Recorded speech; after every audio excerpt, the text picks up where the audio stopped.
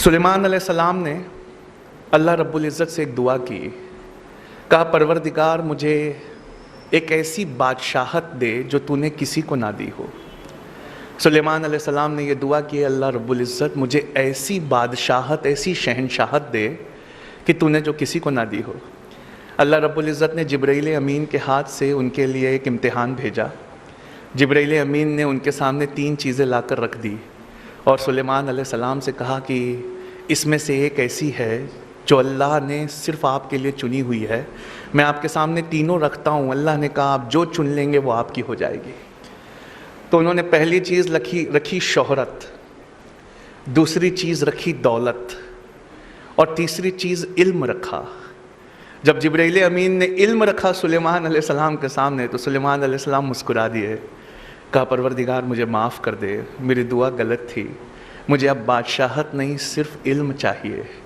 जब सुलेमान अलैहिस्सलाम ने इल्म लिया, एजुकेशन ले ली, नॉलेज ले लिया, तो जिब्राइल अमीन ने दौलत और शोहरत से कहा कि चलो वापस चलो, तुम्हें सुलेमान ने ठुकरा दिया है।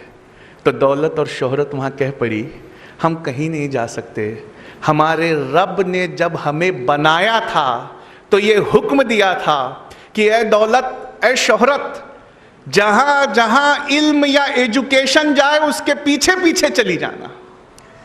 सुलेमान ने इल्म या एजुकेशन मांग कर हमें मांग लिया है।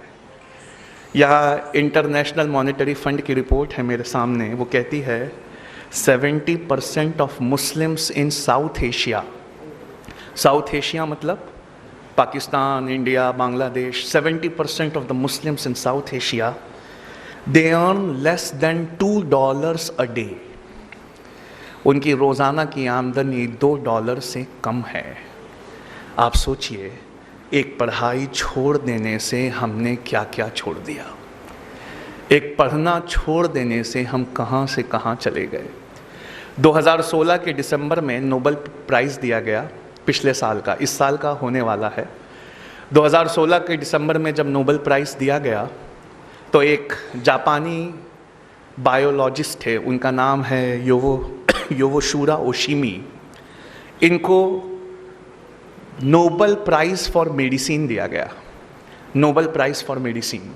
योवोशूरा ओशिमी की से पूछा गया कि आपने ऐसी क्या चीज़ बनाई है कि दुनिया का सबसे बड़ा इनाम नोबेल प्राइज़ आपको दिया जा रहा है।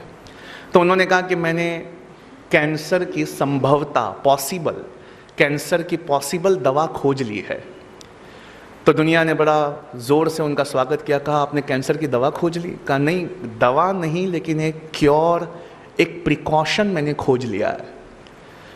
तो दुनिया ने पूछा बताइए ऐसा क्या किया जाए जिससे कैंसर नहीं होता? तो उन्होंने कहा कि जब हम भूखा रहते हैं और हमारी बॉडी के न्यूट्रिएंट्स ख़त्म होने लगते हैं, जब हम भूखा रहते हैं तो हमारे जिस्म के सड़े गले हिस्से को हमारी बॉडी खाने लगती है, जिस्म के सड़े गले हिस्से को हमारी बॉडी खाने लगती है। इसे ऑटोफैगी कहते हैं। अगर आप चाहते हैं कि आपके जिस्म के अंदर के गलीच हिस्सों को, सड़े गले हिस्सों को आपका जिस्म खा ले तो आपको भूखा रहना चाहिए। ये खोज मैंने की है। जब बॉडी ऐसे हिस्सों को खाने लगेगी तब कैंसर का क्वांटम या परसेंटेज कम हो जाता है। कहा डॉक्टर योवोशूरा ओशिमी, एक इंसान को साल भर में कितने दिन भूखा रहना चाहिए कि उसमें कैंसर ना पाया जाए? तो उन्होंने कहा 20-25 दिन, तकरीबन 9 से 10 घंटे भूखा रह जाए अगर, तो उसकी बॉडी उसके हिस्सों को खा लेगी, उसे कैंसर नहीं होगा। या रसूल अल्लाह सल्लल्लाहु अलैहि वसल्लम, आज समझ में आया आपने मोमिन पर रोज़े फ़र्ज क्यों किए। आज समझ में आया।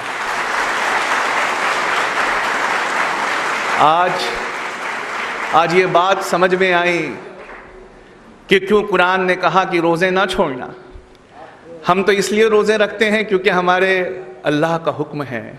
हम तो रोज़े इसलिए रखते हैं क्योंकि हमारे नबी पाक का हुक्म है। लेकिन आज समझ में आया कि इस हुक्म में कौन सी रहमत छुपी हुई है।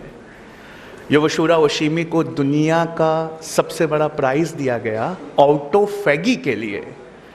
ऑटोफैगी यानी जिस्म अपने सड़े गले हिस्से को खा ले। आज से 1438 साल पहले कोई ये हमें दे गया, बस हमारा नज़रिया कुछ और था, हमने उसे दीनी पढ़ाई कहकर ठुकरा दिया। एक जापानी उठा, उसने उस पर रिसर्च की, उसने उसे दुनियावी पढ़ाई से मिलाकर देखा। आज दुनिया ने उसे दुनिया का सबसे बड़ा प्राइज़, नोबेल प्राइज़ दे दिया। ऐ बच्चों, तुम क्यों नहीं पढ़ते? तुम क्यों नहीं कोई चीज़ को रिसर्च की तरह लेते? तुम क्यों नहीं कोई चीज़ को उस तरह देखते जिस तरह देखे जाने का हुक्म है? अल्लाह रब्बुल इज़्ज़त कुरान में फरमाता है, तुम गौर क्यों नहीं करते कि अल्लाह ने ये कायनात कैसे बनाई है? हम में से कितने हैं जिसने ये गौर किया? मेरा ज्योग्राफी का क्लास होता है दिल्ली में, वहाँ मैं रॉजर बेकन को हमेशा कोट करता हूँ। सर रॉजर बेकन ये एक बहुत बड़े साइंटिस्ट थे, 12th सेंचुरी के, यूरोप के फादर ऑफ साइंस कहा जाता है इन्हें। इन्होंने साइंटिफिक रिवॉल्यूशन लाया था यूरोप में। अब मैं इनका एक बहुत प्यारी चीज़ आपको सुनाता हूँ। सर रॉजर बेकन कहते हैं, बेशक थोड़ा साइंस और थोड़ी फिलॉसफी हमें अल्लाह से दूर ले जाती है।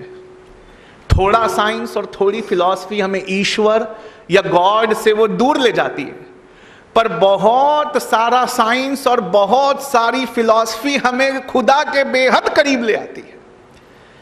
अगर मैं आपसे पूछूं कि क्या अल्लाह है, तो आप में से अक्सर और बेशतर लोग कहेंगे हाँ है।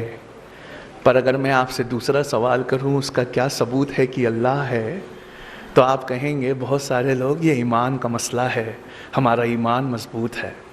लेकिन अगर कोई मुझसे पूछे कि अल्लाह है, इसका क्या सबूत है, तो मैं कहूँ कि ये सबूत तो इसी टेबल पे रखा हुआ है। कहा कैसे?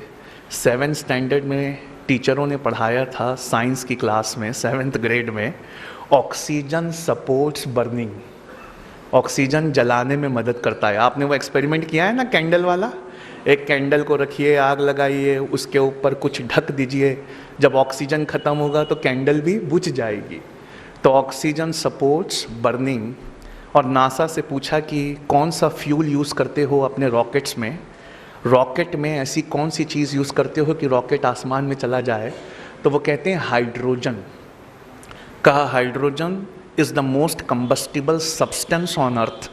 हाइड्रोजन बॉम्ब भी दुनिया के सबसे ताकतवर बॉम्ब में से एक होता है। यानी एक अति ज्वलनशील है, एक जलता ऐसे है कि रॉकेट को ले जाए या पूरा का पूरा टाउन बर्बाद कर दे, हाइड्रोजन। और एक भड़काऊ है, ऑक्सीजन। एक जलाऊ है, एक भड़काऊ है। अल्लाह ने कहा कुन फयकून हो गया, H2O हो गए। दो भड़काऊ एक जलाऊ जब एक साथ आए तो बुझाने का काम कर रहे हैं। H2O क्या है? 2 हाइड्रोजन है, एक ऑक्सीजन है। क्या हमने कभी अपने पानी को इस नज़रिए से देखा है? क्या हमने उसमें कभी अपने रब की रबूबियत को तलाश किया है? एक इतना ज्वलनशील है कि रॉकेट्स को आसमान में ले जाता है, और एक ऐसा है जो जलने में सपोर्ट करता है। अल्लाह ने कहा कुन, एक हो जाओ, फयकून, एक हो गए, बुझाने का काम कर रहे हैं। मतलब प्रॉब्लम हमारे नज़रिए में है। हमने दीन और दुनिया को बांट दिया, सोचा कि दीन की पढ़ाई कुछ और है, दुनिया की पढ़ाई कुछ और है। दरअसल ऐसा नहीं है। इस्लाम में सब्जेक्ट के हिसाब से दीन और दुनिया की पढ़ाई नहीं को तकसीम नहीं किया जा सकता। इस्लाम में सब्जेक्ट के हिसाब से एजुकेशन को सेग्रीगेट नहीं किया जाता। इस्लाम में नीयत के हिसाब से पढ़ाई को सेग्रीगेट किया जाता है। एक एग्ज़ाम्पल देना चाहूँगा। मान लीजिए हम में से कोई आलिमत का कोर्स कर रहा है, वो कुरान और हदीस पढ़ रहा है, लेकिन उसकी नीयत ये है कि मैं बड़ा होकर कुरान और हदीस सुना कर पैसे कमाऊँगा। तो बताइए अब वो दीनी पढ़ाई हुई कि दुनियावी पढ़ाई हुई? दुनियावी हुई। और कोई MBBS कर रहा है, कोई लॉ कर रहा है, कोई इंजीनियरिंग कर रहा है, इस नीयत से कर रहा है कि मैं एक ज़रूरतमंद की मदद करूँगा। तो क्या ये दीनी पढ़ाई हुई कि दुनियावी पढ़ाई हुई? ये दीनी पढ़ाई हुई। मतलब साफ है बच्चों, जो आप पढ़ रहे हो उसमें एक अच्छी सी नीयत जोड़ लीजिए। मेरी पढ़ाई, मेरी रिसर्च, ए अल्लाह, दुनिया के दबे हुए कुचले हुए लोगों के लिए है, मैं उनको एम्पावर करूंगा। डॉक्टर नॉर्मन बोरलॉग ने जब पहली बार ड्वार्फ वेराइटी ऑफ वीट की खोज की थी ग्रीन रिवॉल्यूशन में, डॉक्टर नॉर्मन बोरलॉग ने जब पहली बार गेहूं खोजा था जो दुनिया की भूख मिटा सकता था, तो दुनिया ने डॉक्टर नॉर्मन बोरलॉग से ये कहा था, फादर ऑफ ग्रीन रिवॉल्यूशन से, कि आप जितना सोना मांगे हम उतना सोना देने के लिए तैयार है, जितनी दौलत मांगे हम उतनी दौलत देने के लिए तैयार है, बताइए आप क्या चाहते हैं।